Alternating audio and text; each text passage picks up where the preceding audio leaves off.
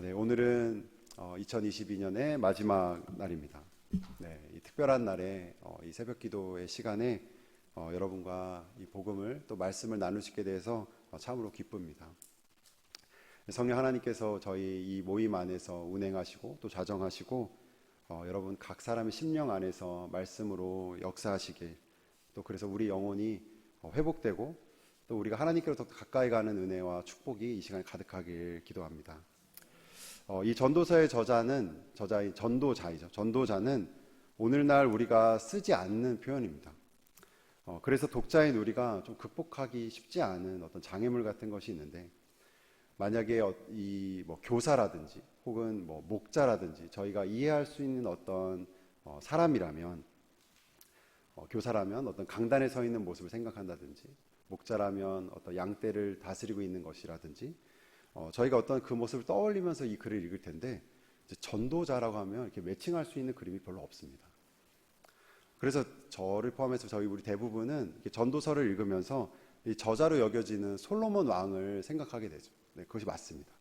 그래서 이 전도서 말씀을 읽을 때에 이제 솔로몬으로 추정되는 이 책의 저자, 이제 그것을 이제 솔로몬 왕을 생각하면서 이제 읽게 되는데, 근데 이 전도서는 이제 왕으로서의 권위보다는 어떤 세상의 모든 지혜를 가진 어떤 그러한 자로서 인생의 의미를 하나하나 담아서 이 책에 담아낸 것에 좀 그 의미가 있습니다.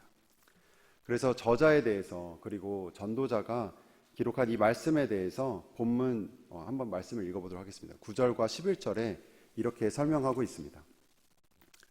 12장 9절부터 11절 말씀 제가 읽겠습니다.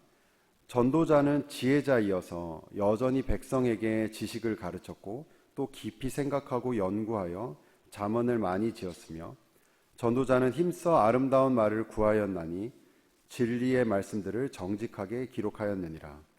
지혜자의 말씀들은 찌르는 채찍들 같고 회중의 스승들의 말씀들은 잘 박힌 목 같으니 다 한 목자가 주신 바이니라. 전도자는 이 말씀 안에서 이 전도사가 어떻게 쓰여져 있는지에 대해서 어떤 그것에 대한 양면성을 다 말하고 있습니다. 먼저는 이 말씀의 근원이 이게 자기 자신에게서 왔음을 얘기하고 있습니다. 방금 읽었던 9절에 보면 전도자는 자기 자신이 곧 지혜자라고 말하고 있습니다. 솔로몬이 누구보다 지혜가 큰 자라는 거 저희가 다 알고 있죠. 그래서 많은 지식으로 자기가 정말 많은 사람들을 가르쳤고 또 깊이 생각하고 또 연구하였다라고 말하고 있습니다. 그래서 저희가 이 부분을 봤을 때는 이 전도자는 당대 최고의 철학자라고 저희가 생각해 볼 수 있습니다. 스스로 질문하고 고민하고 답하고 그렇게 해서 그것들과 씨름했던 자입니다. 동시에 이 저자 전도자는 이 말씀의 근원이 오롯이 자기 자신에게서만 나온 것이 아니라 하나님에게서 왔음도 이 말씀에서 양면성을 강조하고 있습니다. 방금 읽었던 11절에서 전도자는 이 지혜자의 글이 이스라엘 백성 전부를 다스리는 한 목자, 누구겠습니까? 하나님이죠. 하나님에게서 왔음을 또 겸손하게 말하고 있습니다. 다시 말해서 이 전도자는 자신이 철학적인 사색을 하는 것과, 그리고 계시적으로 하나님에게서 받은 그 신앙 모두를 담고 있는 것이며, 그것이 이 전도서의 큰 특징이라고 할 수가 있습니다. 근데 여러분, 만약에 누군가가, 대부분 또 여기 새벽 기도를 같이 하셨으니까요, 누군가가 여러분에게 전도서에 대해서 이렇게 물으면 어떻게 답하시겠습니까? 전도서가 도대체 무엇에 대한 책입니까? 전도서의 주제가 무엇입니까? 이렇게 물으면 저도 마찬가지일 것 같은데, 처음으로 나올 수 있는 것은 어쩔 수 없이 인생의 헛됨에 대한 것이다, 나오겠습니다. 그렇죠? 그 허무함에 대한 것이라고 시작할 수밖에 없습니다. 왜냐하면 이 전도서는 실제로 이 책의 처음부터 인생의 허무함, 헛되고 헛되니 모든 것이 헛되도다에 대한 부분부터 시작했죠. 그것을 인생의 헛됨을 먼저 선포하고 그것을 하나하나 증명해 가듯이 쓰여졌습니다. 그래서 분량적으로도 이 책에 정말로 한 90% 정도는 이 짧은 책에 헛됨을 강조하고 있고 헛됨에 대한 이야기를 하고 있습니다.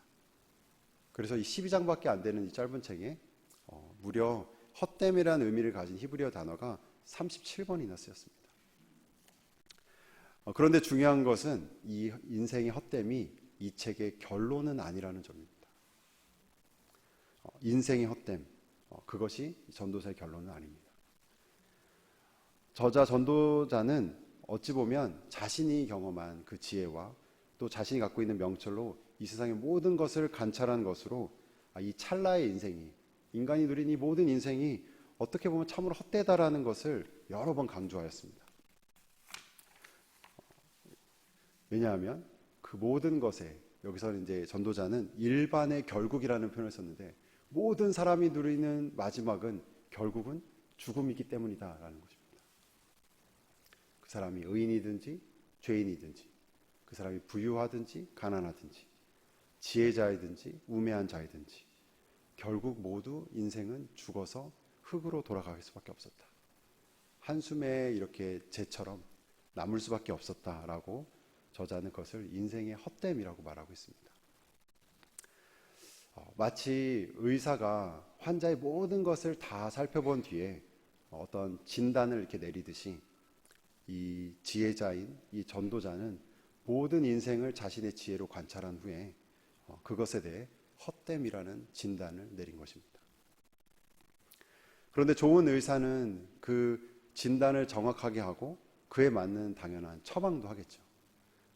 전도자는 이 책의 마지막 결론 부분에 어떤 영적인 처방을 저에게 주고 있습니다.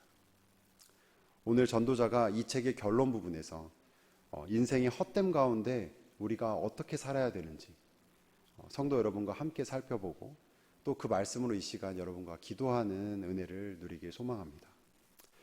네, 전도자의 이가 내린 첫 번째 처방, 헛된 세상에서 어떻게 살아야 되는가라는 첫 번째 처방은 이제 너의 창조주를 기억하라라는 것입니다. 12장 1절과 2절 말씀, 오늘 본문 말씀 제가 다시 한번 읽겠습니다. 너는 청년의 때에 너의 창조주를 기억하라. 곧 곤고한 날이 이르기 전에, 나는 아무 낙이 없다고 할 해들이 가깝기 전에, 해와 빛과 달과 별들이 어둡기 전에, 비 뒤에 구름이 다시 일어나기 전에 그리하라. 이 말씀에 해당되는 히브리어 본문은 이제 기억하라라는 어떤 명령으로부터 시작하게 됩니다. 기억하라. 무엇을 기억해야 될지 이제 이야기하겠죠. 즉, 기억하는 것이 먼저 중요하다는 것입니다. 구약 성경에서 특별히 성경 전체적으로 기억하다라는 것은 문명 1차적으로는 어떤 예전에 있었던 일을 떠올리는 것을 포함하고 있지만 더 나아가서 이보다 더 깊은 의미를 내포하고 있습니다. 기억한다라는 것은 그 일어났던 사실을 다시 한번 떠올리는 것, 그리고 그것을 마음속으로 이렇게 다시 한번 상기시키는 것. 더 나아가서 하나님을 기억한다라는 것은 하나님의 주권을 인정하는 것을 뜻합니다. 그러니까 하나님께서 과거에 내 인생 가운데 우리에게 행하셨던 일을, 그것을 과거를 기반으로 하여서 지금도 살아 계시고 또 주권적으로 일하고 계신 하나님을 지금 현재에도 인정하는 것입니다. 그분은 여전히 살아계시고 여전히 일하고 계신다라고 내 마음속에서 고백하는 것입니다. 그러니까 하나님을 기억한다라는 것은 성경 전체적으로 강조한 어떤 그 여호와의 신앙, 그 강조된 신앙인으로서의 삶입니다. 성경에 많이 반복된 예배 혹은 신뢰처럼 말이죠. 그런데 전도자는 기억해야 할 하나님을 너의 창조주라고 특별히 표현하고 있습니다.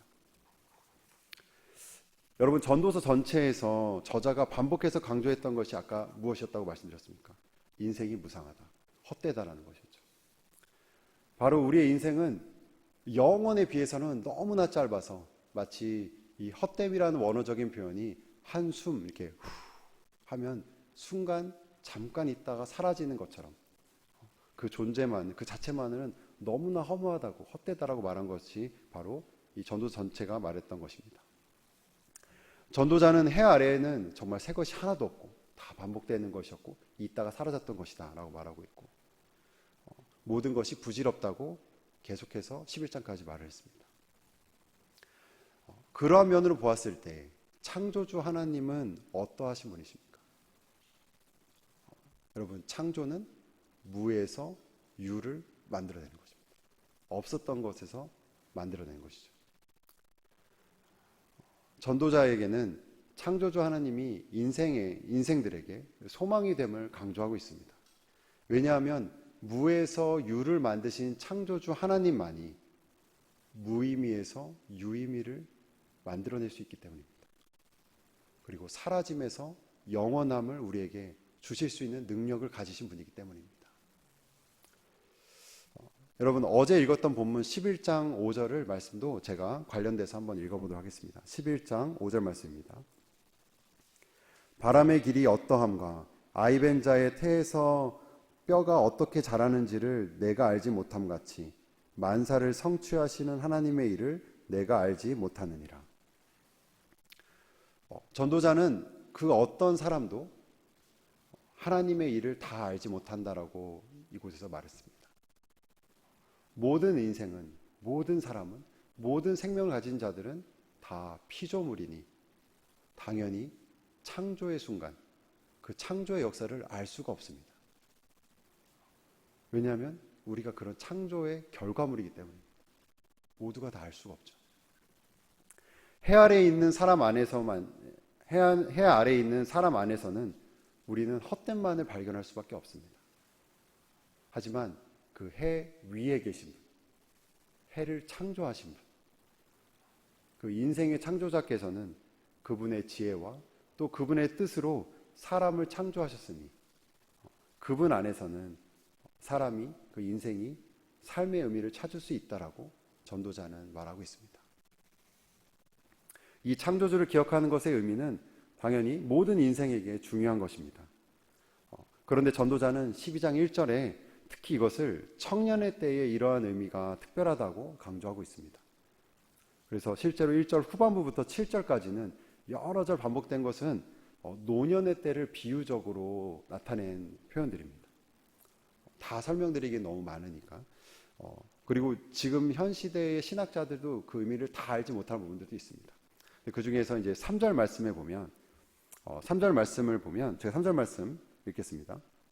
그런 날에는 집을 지키는 자들이 떨 것이며 힘 있는 자들이 구부러질 것이며 맷돌질하는 자들이 적음으로 그칠 것이며 창들도 내다보는 자가 어두워질 것이며.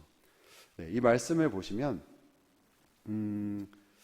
이 표현 하나하나들은 다 그러니까 노년의 때에 신체적으로 노쇠하여서 일어나는 일들을 히브리 문학적으로 비유적으로 표현한 것들입니다. 집을 지키는 자들이 떤다라는 것은 몸을 지탱하는 이제 다리가 힘이 빠져서 떠는 것을 표현하는 말이기도 하고, 좀 슬프긴 하지만 맷돌질 한다라는 것들이 적어진다는 말은 이렇게 이가 빠지는 것을 뜻한다는 의미입니다. 그리고 이제 그 보는 것이, 창들을 내다보는 것들이 어두워진다는 말은 눈이 어두워진다는 표현이기도 합니다. 그러니까 전도자는 젊은이들이 순식간에 어느 때에는 다 이렇게 늙어질 수밖에 없고 노년이 될 수밖에 없다. 이 젊음의 때도 너무나 짧은 찰나다라고 강조하고 있는 것입니다. 그렇기 때문에 청년의 때에 창조주 하나님을, 너의 창조주 하나님을 기억하라라고 하시는 거죠. 그래서 젊음이 이렇게 찾아오기 전에, 젊음이 이렇게 순식간에 지나가서 노년이 찾아오기 전에 이제 그 전에 하나님을 기억하는 것을 강조하고 있습니다. 이 전도자가 청년의 때를 강조하는 것을 제가 이 말씀을 준비하면서 묵상하면서 좀 발견한 사실이 하나 있습니다. 여러분과 좀 나누고 싶은데, 여러분께서는 대략 생각하실 때에 몇 살부터 몇 살까지가 이제 청년의 때라고 생각하시나요?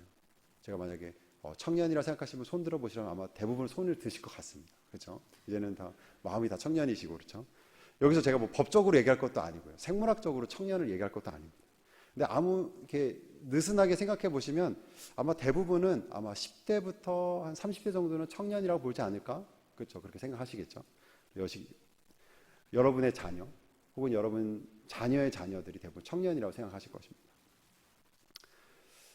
근데 제가 올해 발표된 2022년의 이제 통계 자료인데 내용들은 2021년 거죠. 그러니까 2022년에 발표된 건데 21년에 대한 자료를 찾아보았는데 10대와 20대, 30대, 즉 10살부터 39세까지의 이제 한국인의 사망 원인 1위가 무엇인지 아시겠습니까? 네. 네. 아마 자살입니다. 네. 이거 어느 정도 예측을 하실 수도 있는데 저도 예측을 하고 찾아봤는데 제가 더 놀라운 것은 그 비율이었습니다. 1위부터 쭉 나와 있는데 10대, 20대, 30대는 다 1위가 자살이었고요. 그 비율이 다 50% 가까이. 2위랑 차이가 많이 납니다. 그러니까 젊은 청년들이 죽게 되는 절반의 이유가 자기 스스로 목숨을 끊는 것입니다. 청소년이라는 말은 푸르다라는 의미죠. 그 푸르고 또 이 아름다운 때에 왜 많은 청년들이 이렇게 극단적인 선택을 하여서 자기 목숨을 끊었는지 저는 그 마음을 다 알 수 없습니다. 그렇지만 추측해보건대, 생각해보건대 자신의 삶에서 더 이상 의미를 찾을 수가 없고 앞날에 대한 소망이 없다고 느껴지고 자기가 무엇인가를 할 수가 없다고 느껴질 때, 삶이 고통이라고 여겨졌을 때, 자신이 뭔가를 이룰 수 있는 능력이 없다고 느껴질 때, 청년의 때 이 청년들이 그런 선택을 하지 않았을까 생각해 봅니다. 청년의 때는 대부분 무엇인가를 이루기 위해서 몰입하고 열정을 가지고 임할 때이고, 그렇기 때문에 그것을 이루지 못한 청년들이 갖고 있는 어떤 실패감과 절망들이 있을 것입니다. 그리고 반대로 또 그것을 이룬 자는 또 이룬 자만큼이나 어떤 면에서 허무함을 느끼기도 합니다. 전도자는 이렇게 말합니다. 청년의 때에 너의 창조주를 기억하라.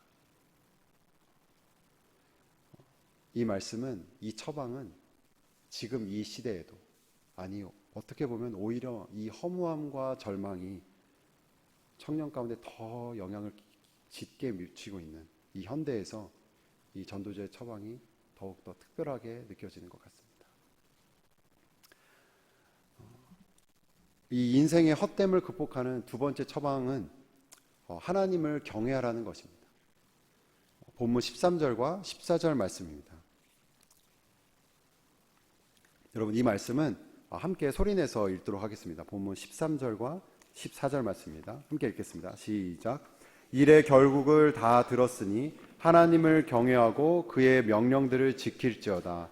이것이 모든 사람의 본분이니라. 하나님은 모든 행위와 모든 은밀한 일을 선악간에 심판하시리라. 여기서 일의 결국을 다 들었으니, 여러분 이 표현만 생각해 보셔도 이 부분이 전도서 전체의 결론인 것을 알 수 있습니다. 그런데 흥미롭게도 이 문장은 명령형을 가진 이 동사보다 목적어가 더 강조되고 있습니다. 그 말은 무슨 뜻이냐면, 즉 경외함의 대상과 지켜야 할 그 대상이 전도자가 지금 강조하고 싶은 것이랍니다. 13절에서 경외함의 대상과 지켜야 할 대상을 무엇이라고 말하고 있습니까? 바로 지켜야 할 것은 하나님의 명령, 경외해야 될 것은 여호와 하나님, 이렇게 말하고 있습니다. 즉 인간은 기본적으로 자기 안에 경외하는 대상이 있는데, 각자 마음 안에 있는데 오직 하나님만을 경외해야 한다고 강조하는 것이며, 인간은 기본적으로 어떤 지키고 싶은 것, 지키고 있는 것이 심중에 있는데 더욱 하나님의 말씀, 하나님의 명령을 지켜야 한다고 강조하고 있는 것입니다. 그것이 해 아래에 인생 가운데 있는 그 허무함을 극복할 수 있는 지혜라고 전도자는 말하고 있습니다. 그것이 전체 전도서의 결론입니다. 여러분, 우리는 누군가를 경외하며 살아가고 있습니다. 우리가 의식하든 의식하지 않든 어느 정도 것 우리는 다 경외하며 살아가고 있습니다. 어떤 자는 그 경외한다라는 것은 그 존재를 중요하게 여기고 또 그 존재를 의식하면서 행동을 결정하는 것을 뜻합니다. 어떤 사람은 특정한 사람을 두려워하고 또 경외하며 사는 사람이 있습니다. 어떤 사람은 돈이나 명예 혹은 정치처럼 사상처럼 세상의 가치관을 그 무엇보다 중요하게 여겨서 그것을 삶의 어떤 엔진으로 살아가고 있는 것이 바로 우리의 삶입니다. 그래서 고대 근동에서는 어떤 한 사람의 종교와 신앙을 물을 때 이렇게 물었습니다. 지금 저희처럼 뭐 교회를 다니십니까? 성당에 다니십니까? 이렇게 묻지 않고 당신이 경외하는 대상은 누구입니까? 당신이 두려워하는 대상은 누구입니까? 이렇게 물었습니다. 하나님을 진정으로 경외하는 사람인지 혹은 진정으로 경외하지 않는 사람인지는 오늘 말씀처럼 그분의 명령, 그 말씀을 어떻게 대하고 그 말씀을 매일매일 삶 가운데 순간마다 그것을 지키냐 지키지 않느냐에 따라 결정된다고 볼 수 있습니다. 그래서 전도자는 13절에서 그의 명령을 지킬지어다. 너가 지켜야 될 것은 하나님의 말씀, 하나님의 명령이다라고 말하고 있는 것입니다. 여러분, 아주 어린 아이들이 부모님의 말을 따라서 하나하나 지켜가면서 세상의 가치관들을 배워가는 것처럼, 하나하나 그렇게 배워가는 것처럼 우리는 여전히 영적으로 어리고 지혜가 부족하여서 때로는 다 이해할 수 없지만 하나님의 말씀을 따라 순종할 때에, 그 말씀을 지키고 살아갈 때에 하늘의 진리와 그 지혜를 뒤늦게 깨달을 때가 많이 있습니다. 전도자는 13절에서 이것이 모든 사람의 마땅한 본분이다. 사람이라면, 하나님의 피조물이라면 그렇게 살아야 한다라고 말하고 있는 것입니다. 사람은 그렇게 하나님 말씀을 지킬 때, 하나님을 경외함으로 살 때에 비로소 사람으로서의 의미를 발견할 수 있고 삶을 풍성하게 살 수 있다라고 말하는 것입니다. 그리고 이 경외함에 대해 말할 때 전도자는 14절에서 하나님께서 심판주의심을 마지막으로 강조하고 있습니다. 반드시 찾아올 그 종말의 심판을 의식하며 살아야 한다고 말하고 있습니다. 앞서서 창조주 하나님을 강조했던 전도자는 전도서를 마무리하면서 이제 처음을 시작하신 그 창조주와 이 시간의 끝을 닫으실 심판주 하나님이 동일하신 하나님인 것을 말하고 있습니다. 이 세상에는 분명히 불합리와 불의가 많아서 우리가 절망하게 되기도 하고 허무하게 느껴질 때도 있지만 심판 이후에 이루어질 영원은 모든 것이 의롭게 성취될 것이라고 그것을 믿는 자만이 이 헛된 세상에서 견고하게 흔들리지 않게 살아갈 수 있다라고 말하고 있습니다. 여러분, 이제 말씀을 마무리하도록 하겠습니다. 이 전도서 전체에서 강조된 인생의 헛됨, 이 인생의 헛됨을 이 책 안에서 전도자 스스로가 결론적인 적용으로 이제 두 가지를 말씀드렸습니다. 너의 창조주 하나님을 기억하는 것, 그리고 하나님을 경외하며 그 말씀을 지키며 사는 것, 이것이죠. 그런데 여기서 우리는 신약 성경에 있는 사도 바울의 겉면으로 이 헛된 세상을 어떻게 살아야 되는지 조금 더 풍성하게 적용할 수 있습니다. 고린도전서 15장 58절 말씀입니다. 고린도전서 15장 58절 말씀 저희가 한 목소리로 함께 읽도록 하겠습니다. 시작. 그러므로 내 사랑하는 형제들아, 견고하며 흔들리지 말며 항상 주의 일에 더욱 힘쓰는 자들이 되라. 이는 너희 수고가 주 안에서 헛되지 않은 줄을 알미니라. 아멘. 여러분, 우리는 이 세상에서 흔들리고 또 낙심하기 쉽습니다. 자기 자신 안에서 혹은 곧 사라져버릴 그 것들에서 우리가 의미를 찾을 때 우리는 더욱 그렇습니다. 바울 사도께서 뭐라고 권면하고 있습니까? 주의 일에 더욱 힘쓰라.